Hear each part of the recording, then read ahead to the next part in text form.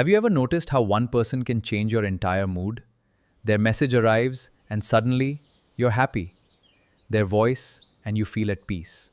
You see them after a long time and something inside you lights up. But then they don't call, they don't come. You see something you hoped for doesn't happen, and suddenly that same heart feels heavy. Why? Did the happiness really belong to that person? Or did something else happen inside you? Thousands of years ago, Gauri asked Shiva questions about the deepest nature of reality. Parvati asked Shiva about the highest reality. What is the highest reality? How can that truth actually be experienced? She has heard many teachings, yet something remains unresolved within her. She wants to know, what is the ultimate reality? What is Shiva's true nature? Shiva doesn't simply give another theory. Instead, he begins showing her different ways through which a person can experience reality directly. Shiva points toward experiences that human beings already know. A breath, a sound, a moment of wonder, a powerful emotion, a moment of deep pleasure. Shiva points showing Parvati that an experience itself can become a doorway to something deeper. And then Shiva gives an example that feels surprisingly close to our experience of love. Shiva speaks about the intenses that bliss that can arise through intimate union. But he isn't simply talking about physical pleasure. He directs Parvati's attention toward the experience of bliss itself, when the mind becomes completely absorbed, when, for a moment, everything else falls away, there is an experience of profound joy. And Shiva asks us to look beyond the circumstance that brought us there. Look at the bliss itself. We usually think, this person makes me happy. But Shiva's teaching invites us to look more carefully. What is actually happening inside me when I experience this happiness? Then Shiva gives another example. Imagine seeing someone you love after a very long separation. You see them and suddenly there is enormous joy. Your heart changes. Your mind becomes absorbed. For a moment, everything else disappears. Shiva tells Parvati to turn her attention toward that joy itself, to become absorbed in that experience. Notice what is extraordinary here. The person is there, but Shiva is directing our attention toward what is happening within us. And this raises a question. If that person is no longer physically present, now think about your own life. You wait for a message. It doesn't come. You expect someone to call. They don't.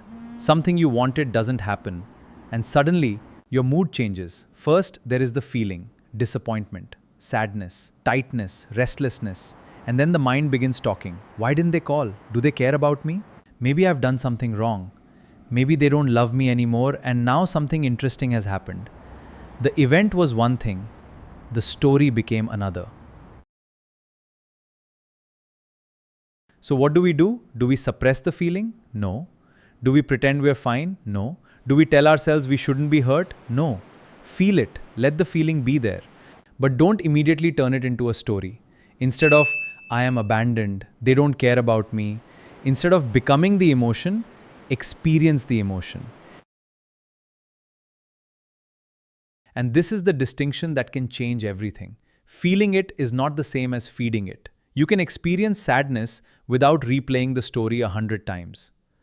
You can experience anger without immediately acting from it.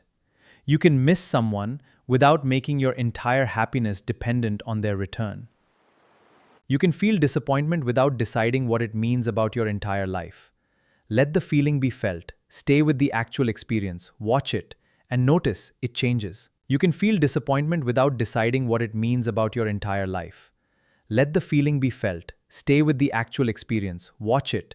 And notice it changes. When something brings you joy, experience it. And when something painful happens, experience that too. Don't resist it. Don't feed it. Watch it. And now Shiva's other examples begin to make sense. Food. music, beauty, love. Each can create a moment of joy. Shiva keeps bringing our attention back to the experience itself. When something gives you joy, notice the joy. Don't immediately lose yourself in the object.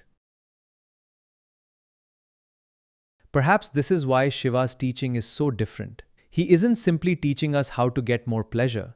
He is teaching us how to look into the experience of pleasure. When something brings you joy, experience it. And when something painful happens, experience that too. Don't resist it. Don't feed it. Watch it.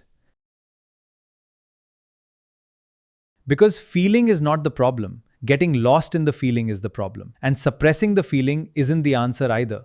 The practice is experience it. Don't create a story around it. Don't resist it. Don't feed it. Watch it change. Then respond to reality.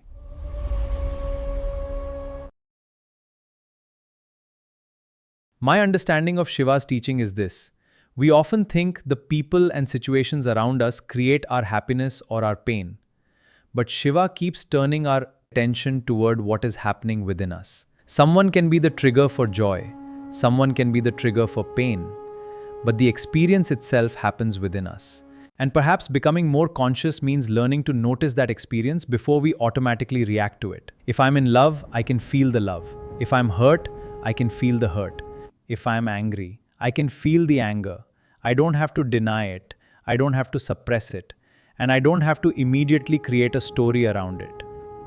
I can simply experience it, feel it without feeding it, watch it, let it move, let it change, and then respond to reality.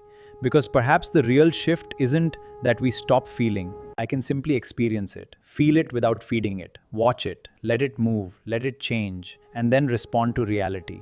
Because perhaps the real shift isn't that we stop feeling. It's that we stop becoming completely lost in what we feel. We don't have to love less. We don't have to become detached from people.